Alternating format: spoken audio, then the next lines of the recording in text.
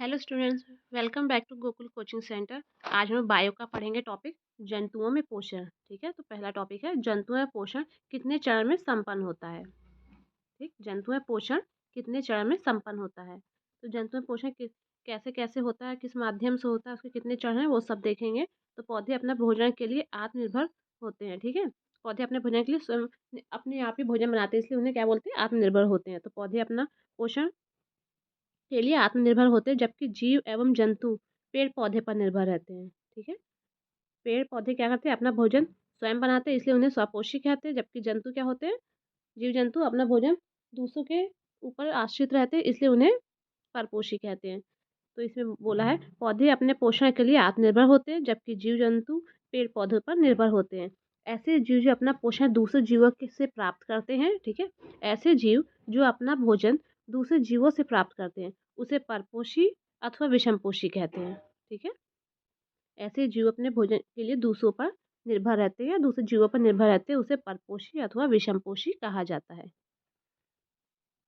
जंतु में पोषण निम्न चरणों में संपन्न होता है। ठीक है, हम लोगों ने पौधों के बारे में पढ़ लिया, अब जंतु में पोषण के बारे में पढ़ा है, तो उसमें पोषण किन किन चरणों में संपन्न होता है उसको देखेंगे। पहला चरण है अंतर्ग्रहण। ठीक है, तो अंतर्ग्रहण में क्या होता है, जंतु के द्वारा भोजन को शरीर के अंदर ग्रहण करने की क्रिया को अंतर्ग्रहण कहा जाता है। ठीक है, जीव जंतुओं के द्वारा भोजन ग्रहण करने की क्रिया को क्या कहते हैं, अंतर्ग्रहण करते हैं। तो वही यहाँ पे लिखा हुआ है, जंतु के द्वारा भोजन को ग्रहण करने के शरीर के अंदर ग्रहण करने की क्रिया को अंतर्ग्रहण कहा जाता है। ठीक है, उसके जब ग्रहण करने के बाद क्या होता है, उस भोजन का पाचन होता है। तो नेक्स्ट हेडिंग है पाचन। शरीर के अंदर भोजन का सरल अणुओं में विघटित होना ही पाचन कहलाता है। ठीक है, जो भी हम लोग भोजन ग्रहण करते हैं वो ठोस फॉर्म में होता है, या ठीक है, तो उसको क्या करते हैं, छोटे छोटे पार्ट्स में या अणुओं में अलग करने को क्या बोलते हैं, विघटित करना। ठीक है, तो शरीर के अंदर भोजन का सरल अणुओं में विघटित होना पाचन कहलाता है। ठीक, नेक्स्ट है अवशोषण। ठीक है, तो अवशोषण में क्या होता है, अवशोषण में पाचन क्रिया के फलस्वरूप भोजन रिक्तिका द्वारा, ठीक है, पाचन क्रिया के फलस्वरूप भोजन रिक्तिका द्वारा अवशोषित होकर द्रव में परिसित हो जाते हैं, उसे अवशोषण कहते हैं। ठीक है, तो अवशोषण में क्या होता है, पाचन क्रिया के फलस्वरूप भोजन रिक्तिका द्वारा अवशोषित होकर द्रव में विस्तृत हो जाते हैं, जिसे क्या कहते हैं, अवशोषण कहते हैं। अवशोषण के बाद होता है स्वांगीकरण। स्वांगीकरण में क्या होता है, स्वांगीकरण में भोजन के जिस चरण में ऊर्जा का उत्पादन या जीव द्रव का निर्माण होता है, जिसे स्वांगीकरण कहते हैं। ठीक है, पोषण के बाद क्या होता है, ऊर्जा का उत्पादन होता है। ठीक, पोषण या भोजन ग्रहण करने के बाद ऊर्जा का उत्पादन होता है। ठीक, तो इसमें लिखा है पोषण के जिस चरण में ऊर्जा का उत्पादन या जीव द्रव का निर्माण होता है, उसे स्वांगीकरण कहते हैं। इसके बाद है बहिष्करण। ठीक है, तो बहिष्करण में क्या होता है, बहिष्करण में भोज्य पदार्थों को मल के रूप में शरीर से बाहर निकालना बहिष्करण कहलाता है। ठीक है, जो भी हम भोजन करते हैं उसके बाद क्या होता है, मल के रूप में कुछ अपशिष्ट पदार्थ जो बाहर शरीर से निकलते हैं, उनको उस क्रिया को क्या कहते हैं, बहिष्करण कहते हैं। ठीक, तो भोज्य पदार्थों को मल के रूप में शरीर से बाहर करना बहिष्करण कहलाता है। ठीक है, तो जंतु में इस प्रकार से भोजन का पाचन होता है। ठीक है, अब हम लोग अमीबा में देखेंगे, अमीबा में कैसे होता है।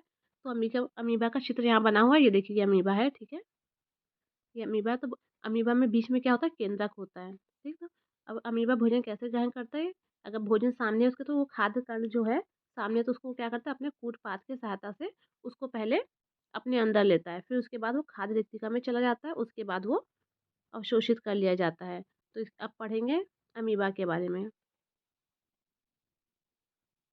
ठीक है, अमीबा एक अमीबा एक सरल प्राणी समपोषी जीव है। ठीक है, अमीबा एक क्या है, सरल प्राणी समपोषी जीव है। ठीक, यह एक मृत जलीय एक कोशिकीय तथा अनिश्चित आकार का प्राणी है। ठीक है, तो अमीबा में क्या है, इसका आकार अनिश्चित रहता है, ये कहीं से भी बड़ा छोटा कुछ भी हो सकता है। ठीक है, तो इसका आकार सुनिश्चित नहीं होता है।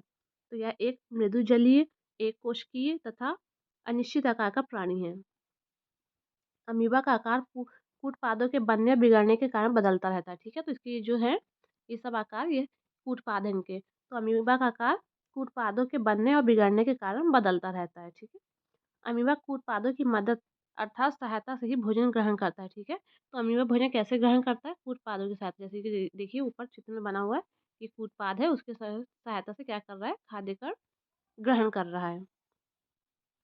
अमीबा का भोजन शैवाल के छोटे-छोटे टुकड़े, बैक्टीरिया, डायटम एवं अन्य छोटे एक कोश की जीव तथा मृत कार्बनिक पदार्थों के छोटे टुकड़े टुकड़े होते हैं, ठीक है? तो अमीबा का भोजन क्या होता है? शैवाल होते हैं, बैक्टीरिया होते हैं, डायटम होते हैं और एक कोश की जीव मृत कार्बनिक पदार्थ के छोटे टुकड़े होते हैं, ठीक है? नेक्स्ट है अमीबा में पोषण, अंतर्ग्रहण, पाचन और बहिष्करण प्रक्रियाओं के द्वारा पूर्ण होता है। ठीक है, तो अमीबा में पोषण कैसे-कैसे होता है? अंतर्ग्रहण होता है पहले, उसके बाद पाचन होता है, उसके बाद बहिष्करण होता है। ठीक है, अमीबा में पाचन भोजन राजधानी में ही एंजाइमों के द्वारा होता है। ठीक है, अमीबा में क्या होता है, जो भी पाचन होता है भोज्य पदार्थों का, वो क्या होता है, राजधानी में एंजाइमों के द्वारा होता है। ठीक, नेक्स्ट है अमीबा में अपचे भोजन को शरीर से बाहर निकालने का कोई निश्चित स्थान नहीं होता है, ठीक है? जो भी अमीबा में भोजन का पाचन होता है, उसको किसी भी स्थान से बहिष्करण किया जा सकता है, ठीक है? उसमें कोई उसका निष्कासित करने का कोई भी निश्चित स्थान नहीं होता है, ठीक? ऐसे ही पैरामीशियम का भी देखेंगे, तो पैरामीशियम में देखेंगे, पैरामीशियम यह एक समप्राणीभोजी एक कोशिकीय जीव है, ठीक है? तो ये भी कैसा है जीव है? समप्राणी, ठीक है? प्राणी समभोजी एक कोशिकीय जीव, ये भी एक कोशिकीय है, अमीबा भी एक कोशिकीय जीव था। अमीबा की भांति पैरामीशियम भी मृदु जलीय प्रोटोजोआ है, ठीक है? अमीबा की भांति पैरामीशियम भी क्या है? मृदु जलीय प्रोटोजोआ है। उसके बाद पैरामीशियम का आकार निश्चित होता है, ठीक? इसमें क्या है? पैरामीशियम का आकार निश्चित होता है, लेकिन अमीबा का आकार निश्चित नहीं होता है। क्यों निश्चित नहीं होता है? क्योंकि उसके कूट पादों का आकार बदलता रहता है, इसलिए अमीबा का आकार निश्चित नहीं होता, लेकिन पैरामीशियम का आकार निश्चित होता है। ठीक, नेक्स्ट पॉइंट है पैरामीशियम चप्पल के आकार का होता है। ठीक, पैरामीशियम चप्पल के आकार का होता है, जैसे इसका डायग्राम दिया हुआ है ये। ठीक है, ये पैरामीशियम है।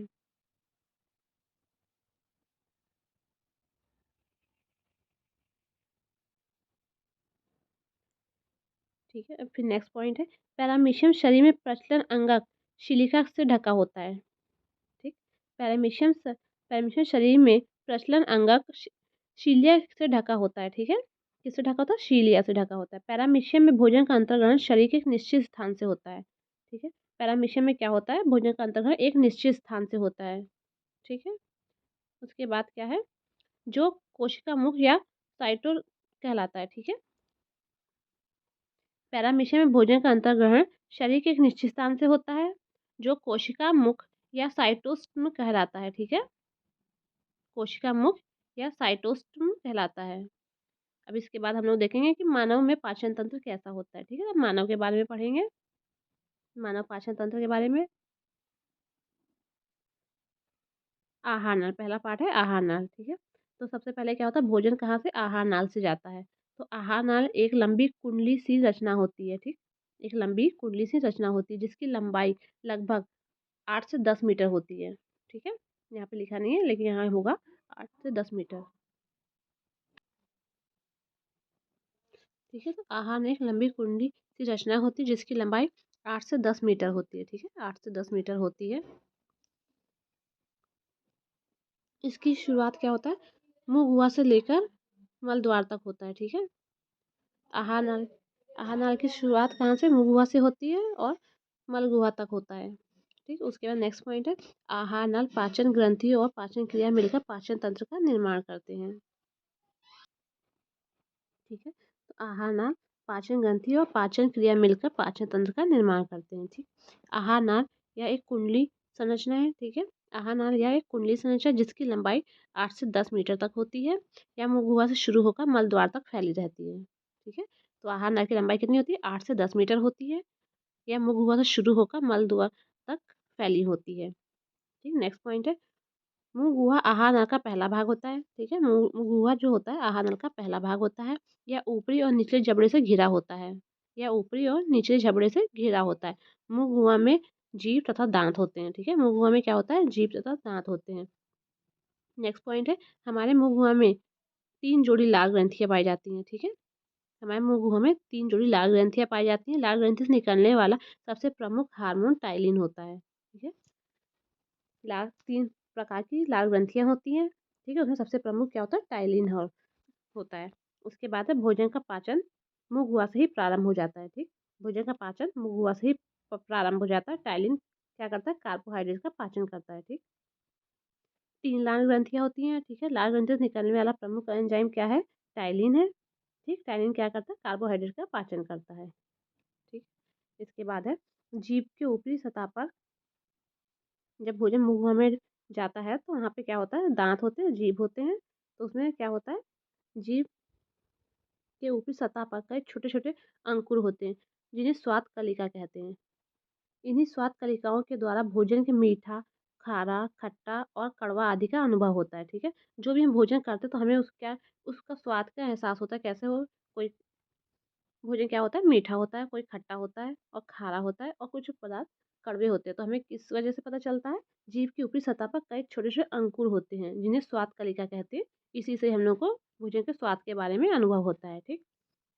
नेक्स्ट पॉइंट है दाँत का वह भाग जो मसूड़े में धँसा होता है, जड़ कहलाता है और वह भाग जो मसूड़े के ऊपर निकला होता है, वह सिर या शिखर कहलाता है, ठीक है?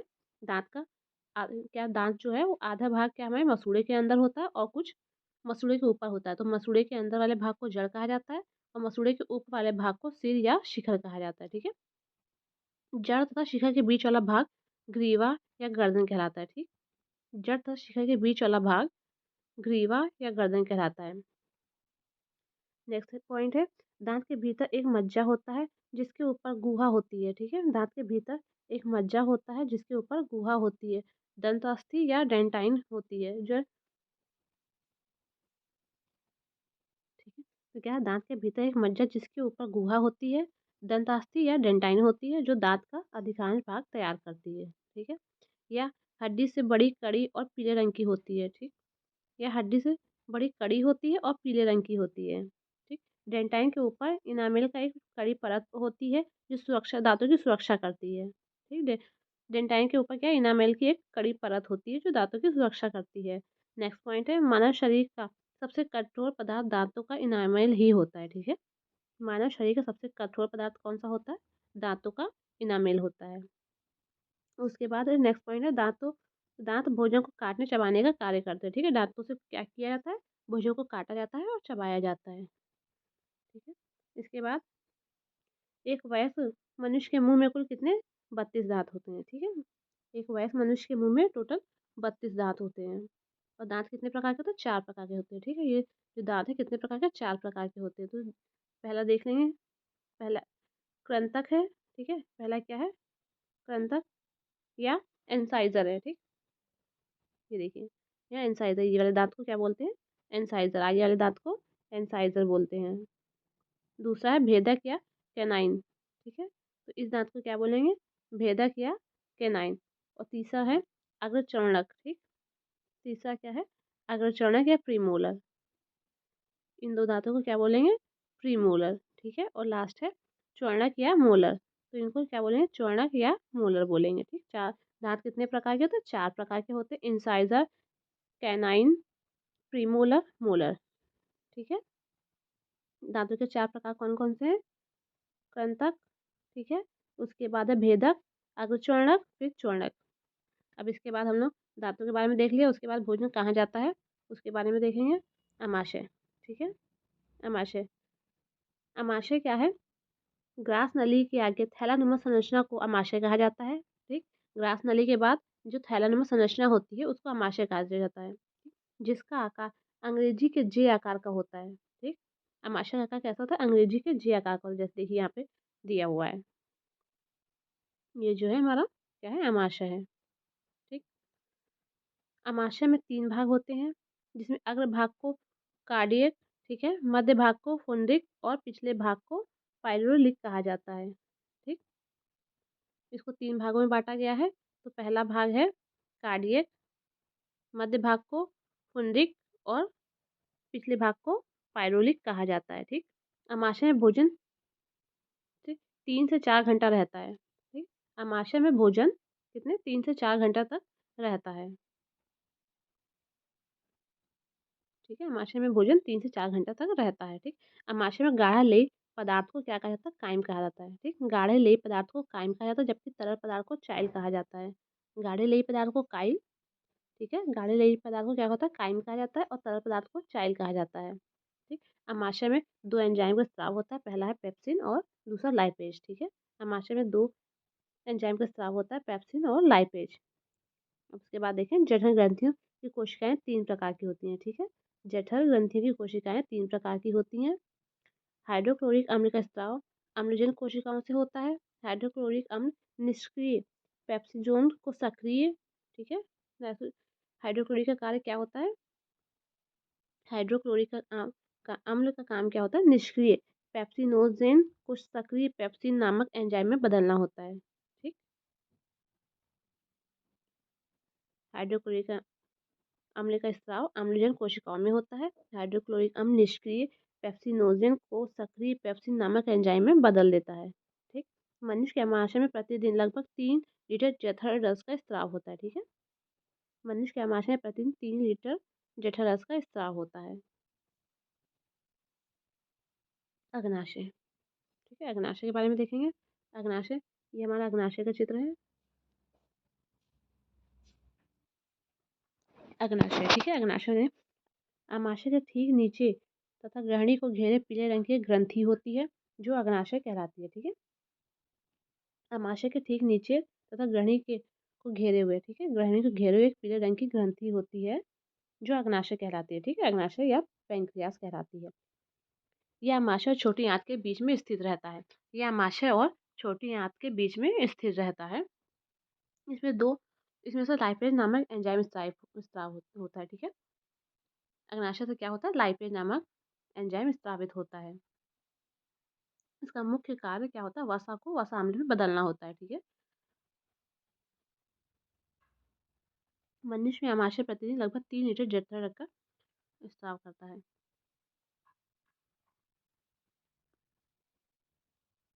अग्नाशय में इंसुलिन नामक हार्मोन निकलता है, ठीक? अग्नाशय से कौन सा इंसुलिन नामक हार्मोन निकलता है। इस हार्मोन की कमी से मधुमेह रोग हो जाता है, ठीक? ये याद रखिएगा। कौन सी किसकी कमी से? इंसुलिन की कमी से। इंसुलिन नामक हार्मोन की कमी से मधुमेह नामक रोग हो जाता है। अब छोटी आंत के बारे में पढ़ेंगे। छोटी आंत, ठीक है? छोटी आंत में क्या है? छोटी आंत आहार नल का सबसे लंबा भाग होता है, ठीक? सबसे लंबा भाग कौन सा होता है? छोटी आंत। आहार नल का सबसे लंबा भाग छोटी आंत होता है। या बेलनाकार रचना होती है। इसकी रचना कैसी होती है? बेलनाकार होती है।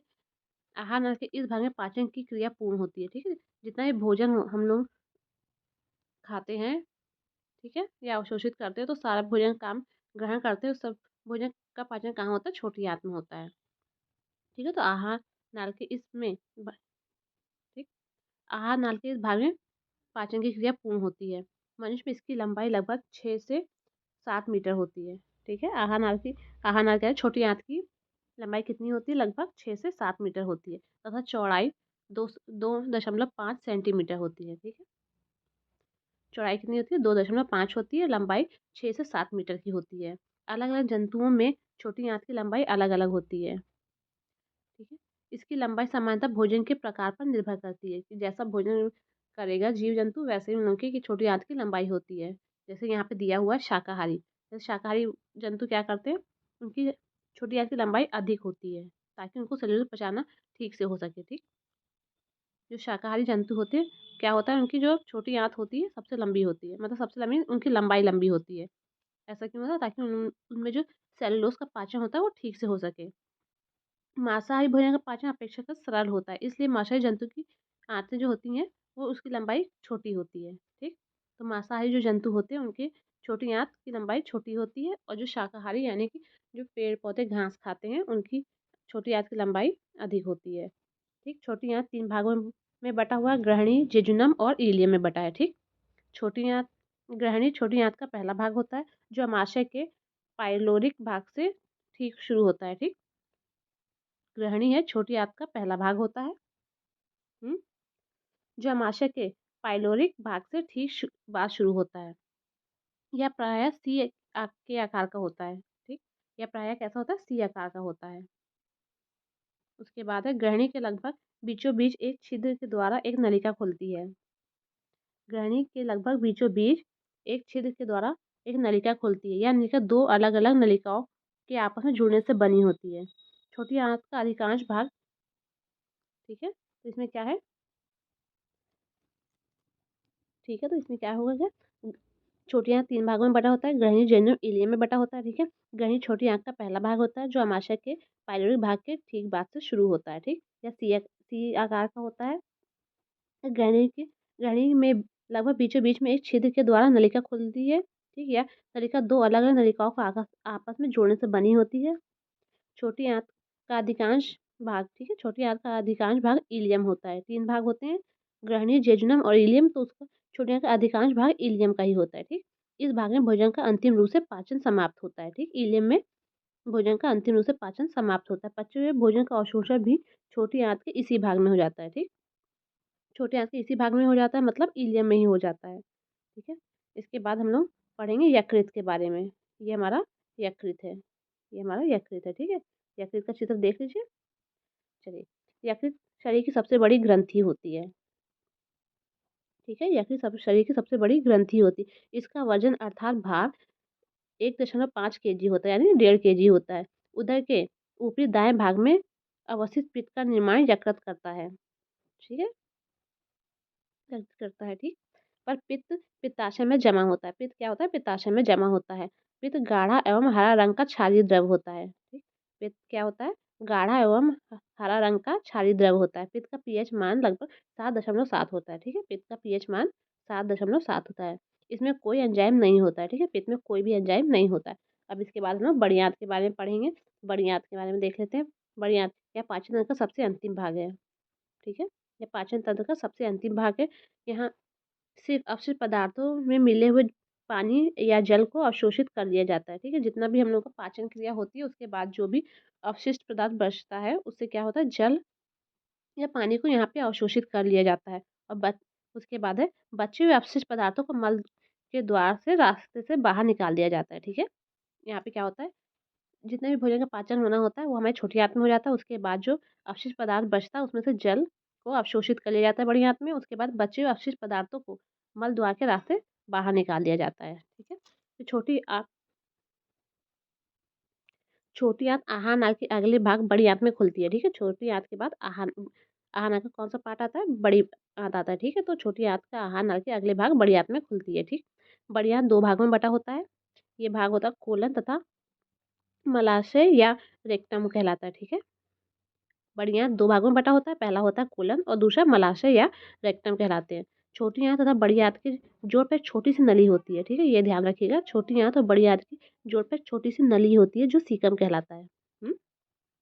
छोटी आंत और बड़ी आंत के बीच में एक छोटी सी नली होती है जिसे क्या कहते हैं? सीकम कहते हैं। सीकम के शीर्ष पर एक उंगली जैसी रचना होती है, ठीक है। सीकम के क्या होता है? शीर्ष पे उंगली जैसी रचना होती है जिसका सिर बंद होता है, ठीक है। जिसका सिरा क्या होता है? बंद होता है। यह रचना अपेंडिक्स कहलाती है। ये रचना क्या कहलाती है? अपेंडिक्स कहलाती है। मनुष्य के आहार नाल में अपेंडिक्स अपेंडिक्स का कोई कार्य नहीं होता है। अपेंडिक्स एक अवशेषी अंग है, ठीक। अपेंडिक्स क्या है? अवशेषी अंग है। अपचा भोजन इलियम से कोलन में होते हुए रेक्टम में पहुंच जाता है, ठीक। अपचा भोजन इलियम से होते हुए इलियम से कोलन में, कोलन से क्या होता है? रेक्टम में पहुंच जाता है, ठीक। आंत के इन भागों में अपचित भोजन का अतिरिक्त जल भी अवशोषित कर लिया जाता है, ठीक। ये हमारा बड़ी आंत के बारे में हो गया। अब इसके बाद कुछ क्वेश्चन है वो हम नेक्स्ट वीडियो में देखेंगे, ठीक है। तब तक कि आप लोग चैनल को लाइक, शेयर एंड सब्सक्राइब करते रहिए।